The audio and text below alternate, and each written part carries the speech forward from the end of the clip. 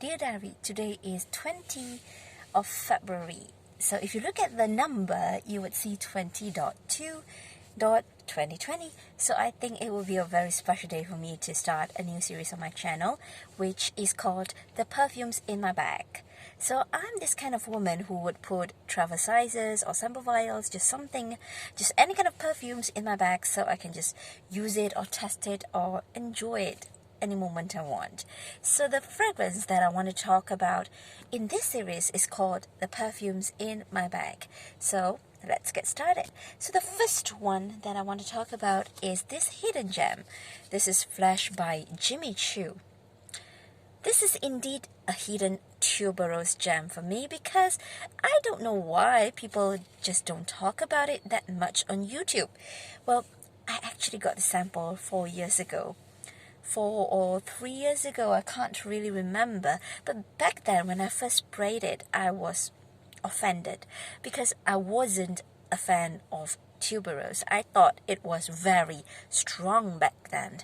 But now that I'm a fan of tuberose, I just can't get enough of it.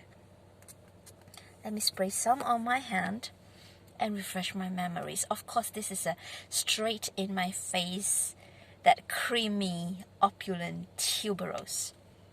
But there's nothing vintage about this fragrance. And what is very odd but very good combination of this fragrance is the strawberry note. The strawberry note is mixed together with the tuberose note.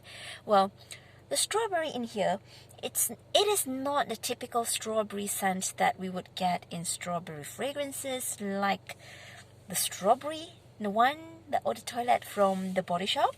That is pretty much all the strawberry you get. And it's not as strawberry as a Burberry Her. Yes, no.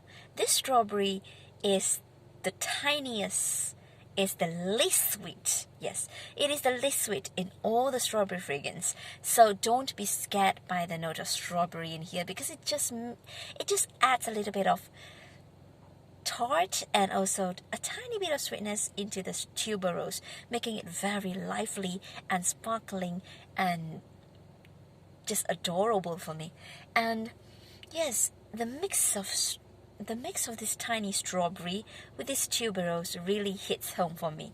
And other than the strawberry note mixed with the tuberose, I do get the wonderful magic that the red pepper note plays in here. The red pepper in this fragrance acts like a seasoning, like seasoning in a dish. So without that red pepper, that kind of like crisp, but not in your face, spicy, hot kind of red pepper.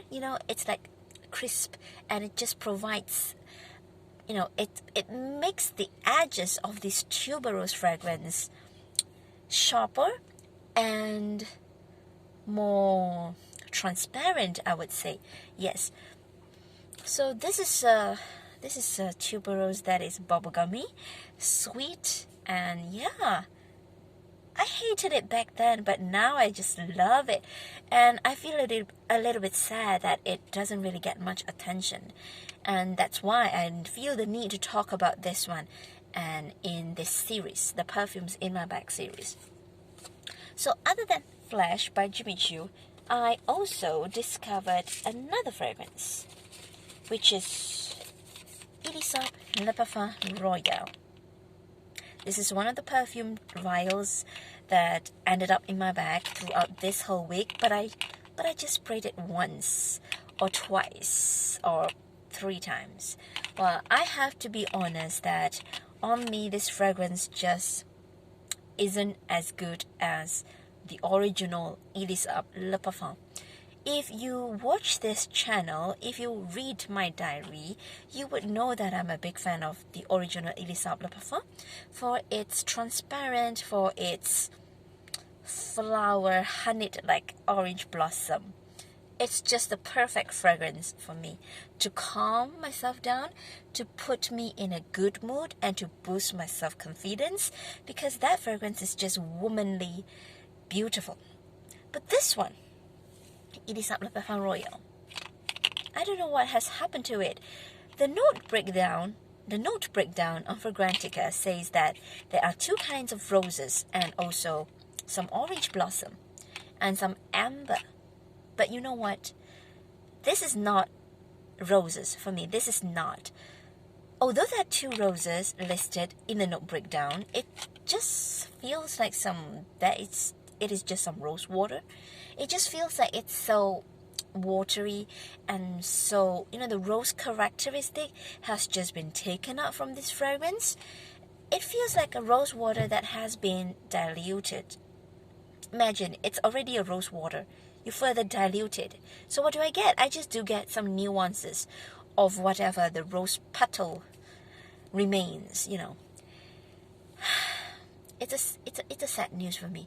And the orange blossom is so far hidden in the background that it's almost unreachable. I'm kind of sad. I'm sad. I expected this one to be as good, as sparkling, as wonderful, as womanly, as elegant as the original Le Parfum, but this just doesn't perform really good on me. And not to mention the amber. I am a fan of amber. I love amber. But I have to say that the white amber in this fragrance is too sticky. Something has added to the amber, making it very sticky. Or maybe it's just my skin chemistry. The amber is too thick and sticky that it's not beautifully balsamic anymore. And mixed together with a non-rose water kind of scent, it really doesn't smell nice on me. So I have to say that I'm glad I didn't go and blind buy a full bottle. That's all I want to. That's the only good thing that I have to say about this perfume. Well, the next one is the one that I put on today. This is a sample that I ordered from Perfumes and Perfume Samples and Decants.com. It's called JOVOY AMBRE Premier. Amber Premier, okay. So it's JOVOY Ambre Premier. Well, I know I suck in pronouncing French. So this is a gourmande, but matured. Not childish, not juvenile, but sweet kind of amber. I like it a lot. Well, I'm not going to talk much about this perfume in this in this episode, because I am planning to really use more of it and give a full review in my perfume diary. So it's getting dark. I don't know. Maybe you will see that it's getting darker and darker and darker because it's going to rain. Yes, I have been baked in this oven in this Malaysian 34 degrees Celsius weather, and I'm happy it's going to drizzle a little bit. Alright, so that's all. This is the end of this episode. See you next time. Bye bye.